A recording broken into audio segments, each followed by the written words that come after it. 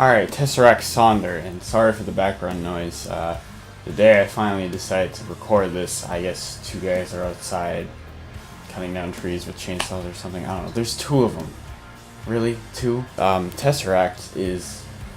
They're one of the great progressive metal bands out right now. Obviously, forefronting the gent stuff right now. You know, you have Meshuggah, the godfathers of gent, and then Meshuggah is like Vito Corleone, and TesseracT's like Michael Corleone. Then Periphery is Fredo, and Viljarta is Sonny. But yeah, TesseracT, they're kind of one of those bands that I go back and forth with. I don't really know why. It's just sometimes they seem a little boring. Maybe it's just because I get burnt out on them because they're everywhere nowadays. But then I remind myself that Altered State is one of my favorite albums of all time. So I think I should trust my instincts when I'm really into them. I think they're fantastic, especially since they blend.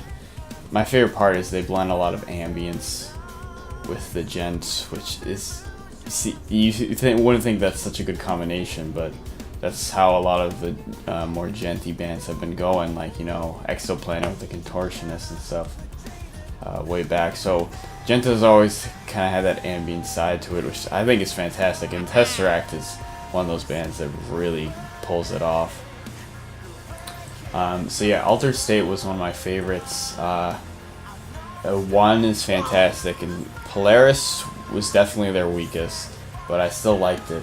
And for a band that has had three different vocalists, they're somehow very consistent, and I don't think they've put out a bad album at all, which is fantastic. That's I keep saying fantastic, but it's pretty impressive. So TesseracT, I was kind of out of them for a bit.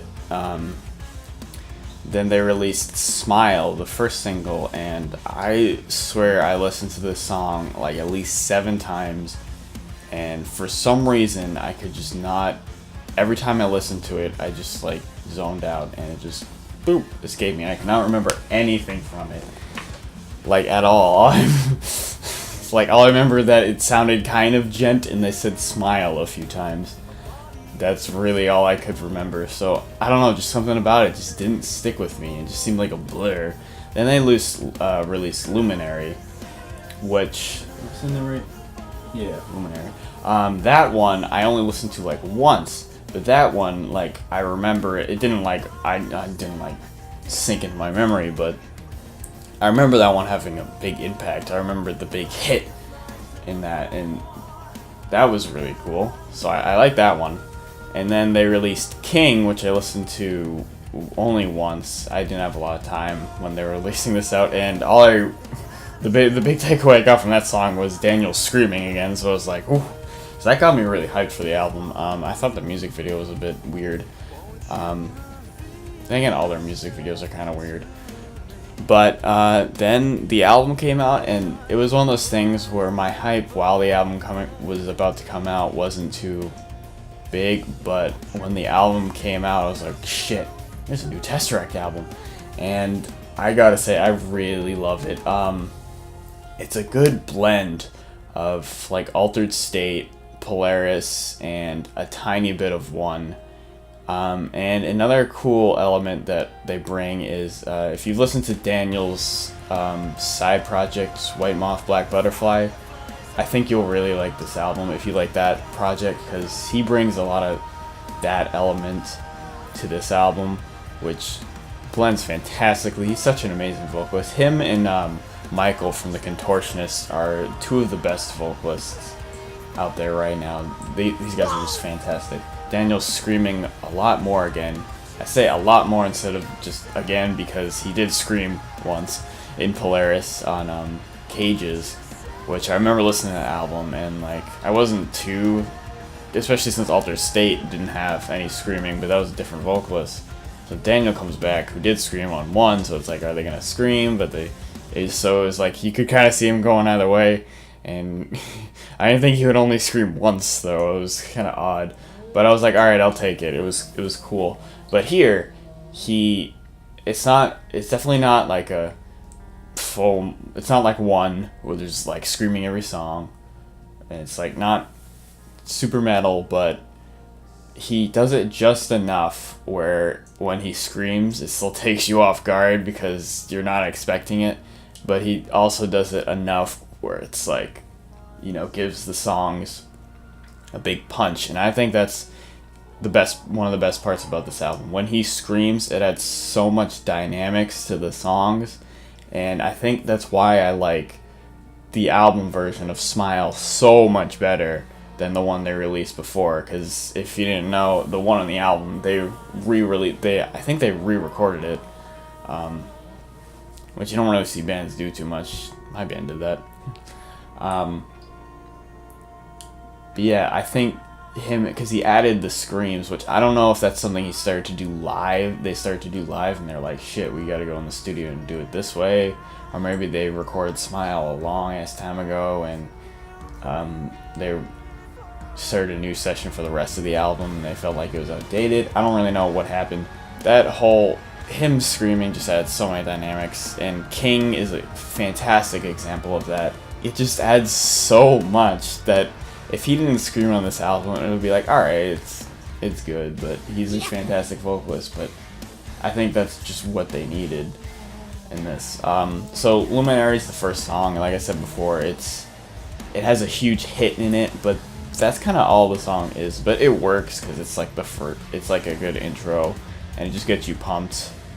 Like it's a full track, but it's more of just like a build up almost. And then we go into King, which the more I listen to the song, the more I like it. When I first listened, it was like alright, but again, the dynamics and Daniel's vocals make the song. So yeah, King is really good. Now we go to what was my favorite track when I first listened to it, which is Orbital. And my biggest complaint with this track is it's not long enough. I love this song.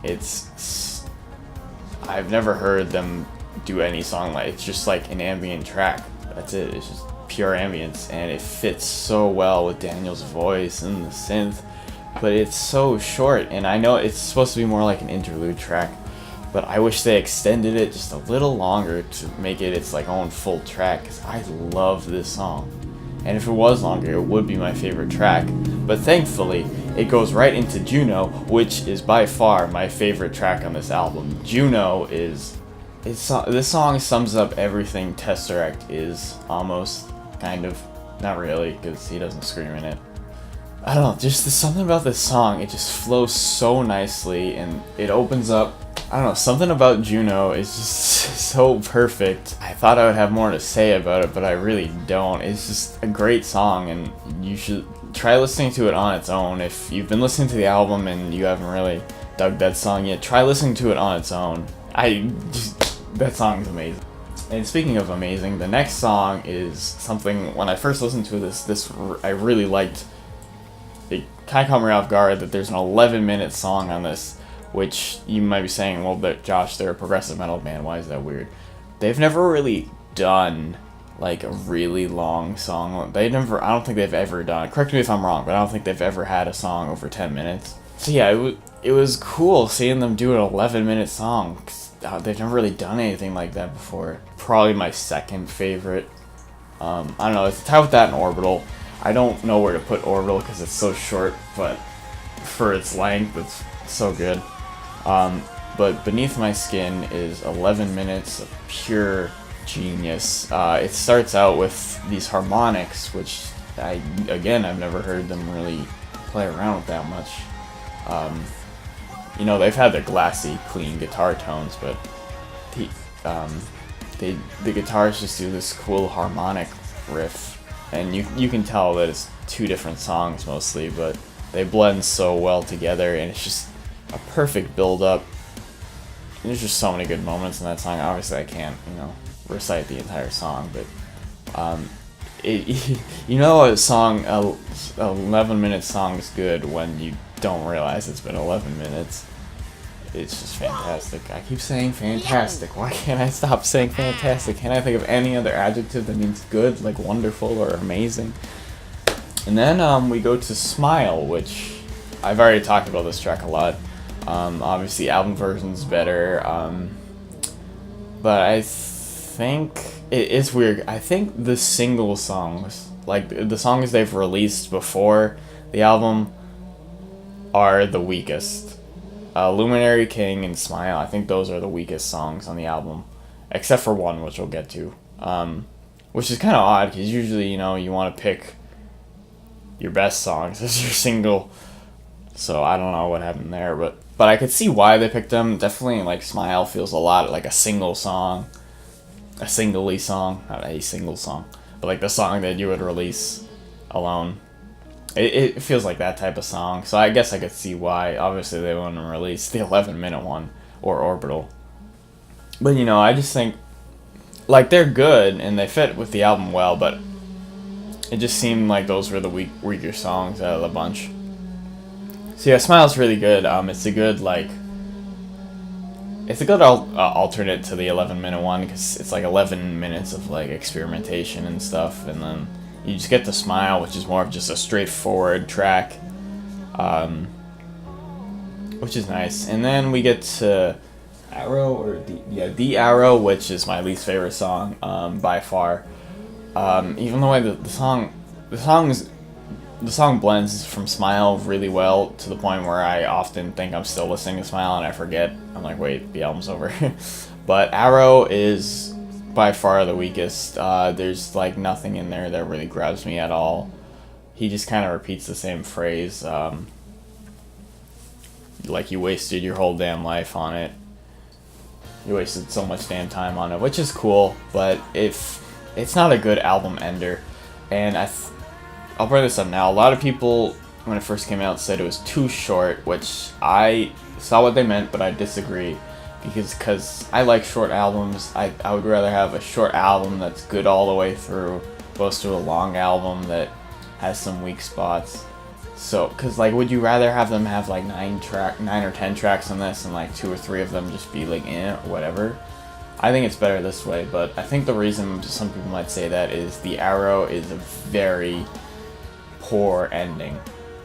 It just is anticlimactic. It doesn't, you're just like, oh, it's over, and you're like, wait, isn't there more? So I think that's why people might be saying it's so short, is just the Arrow just kind of ends, you're like, oh, and it's just the weakest song on the album. There's no big hit, there's nothing really good on there that they haven't done already, but I mean, it's still a TesseracT song, so it's good. So yeah, so, like, ranking this album opposed to their others, I say this is, like, their second best album, honestly. I think it's a little better than one, just a little.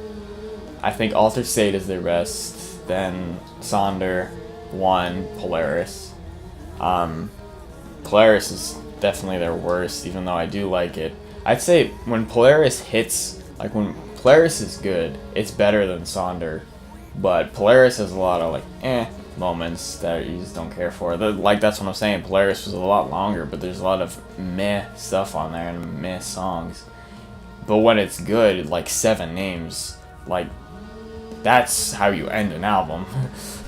Alright, my camera decided to stop recording for no reason, but I think I'm gonna keep a lot of that in, because I lost a lot, but a lot of that was good, and I got my audio there.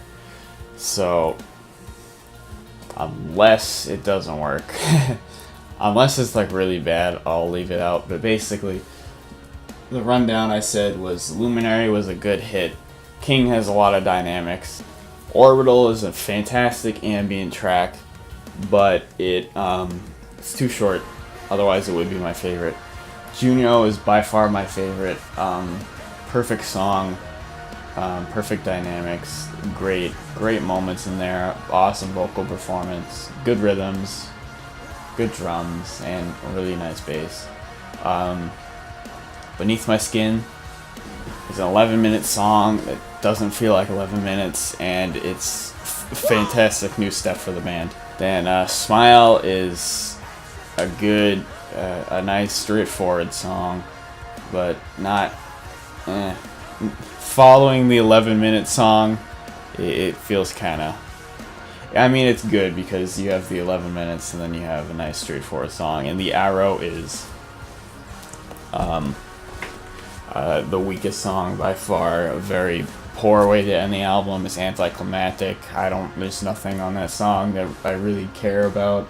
It just kind of, there's nothing that grabs me there. So basically what I was saying is Polaris is, when Polaris hits, it's better. Like, there's some really good moments on Polaris, like 7 Names. That's a fantastic way to end an album. And if they ended Sonder like something like that, that would have been awesome, but they didn't. But this album is very consistently, all the way through, a good listen. Obviously, except for the end, but even like the end, it still fits. You know, it's still TesseracT. So like, this album just never really has a low point, and I think it's consistent and consistently good enough to the point where it's a lot better than Polaris. And I would say it's probably their second best. It's really close with one, like right up there. It's not as good as Altered State though. So yeah, I don't know. I just love it. It's probably one of my albums of the year. You know, there's not been a lot of stuff this year that's really like, I mean, it's because last year we had The Contortionist, so it was like very clear that album was fantastic. But God, why can't I stop saying fantastic? But yeah, this is probably my album of the year. It's really good. I've listened to it a lot. I kind of like that how short it is. It's a very good mix of, you know, progressive metal, ambient, and just, yeah, it's awesome. I'd give it an 8.5, and I really wish I saw TesseracT when they came to Boston, because they were with Pliny and Astronoid, which are 2 of my favorite bands. So they've been 3 of my favorite bands of all time, coming to a city that's 20 minutes away from me, and I did not see them. And I'm just gonna drink coffee and cry because I lost all that footage. What can you do?